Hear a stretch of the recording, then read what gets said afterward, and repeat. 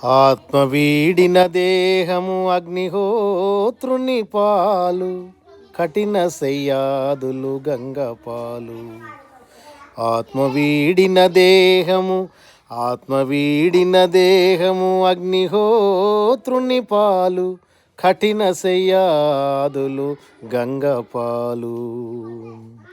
మీదగప్పిన గుడ్డ ఏది చాకలి పాలు, కొడుకు పెట్టిన పిండాకుడు కాకుల పాలు. కొడుకు పెట్టిన పిండాకుడు కాకుల పాలు. నీవు చేసిన ధర్మమొక్కటే నీ పాలురా, విశ్వదాభిరామ వినురవేమా. నీవు చేసిన ధర్మమొక్కటే నీ పాలురా, విశ్వదాభిరామ వినురవేమా.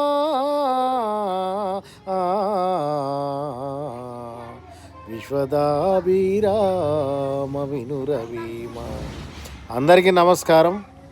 మరి వేమన గారు రాసినటువంటి పద్యాల తాత్పర్యము విప్పి చెప్పాల్సిన అవసరం లేదు. ఆయన తేటగీతి పద్యాలు అత్యంత సరళమైన భాషలో అటు పండితులకు ఇటు పామరులకు అదేవిధంగా చిన్న పిల్లలకు సైతం ఇట్టే అర్థమయ్యే విధంగా ఎంతో సరళమైన భాషలో మరి జీవిత పరమార్థాన్ని అర్థాన్ని చాలా గొప్పగా విప్పి చెప్పినటువంటి కవి మరి వేమన గారు. ఈ పద్యంలో ఈ యొక్క శరీరము, ఈ దేహం, ఈ అందమైనటువంటి శరీరం శాశ్వతం కాదు, ఈ దేహం శాశ్వతం కాదు, ఈ ప్రపంచంలో ఏది శాశ్వతం కాదు. మనము చేసినటువంటి దాన ధర్మము, మంచి పనులు మాత్రమే ఈ యొక్క భూమిపైన శాశ్వతం అని చెప్పడం జరిగింది. దాన ధర్మం అంటే డబ్బు రూపంలో చేసేది ఒకటే కాదు.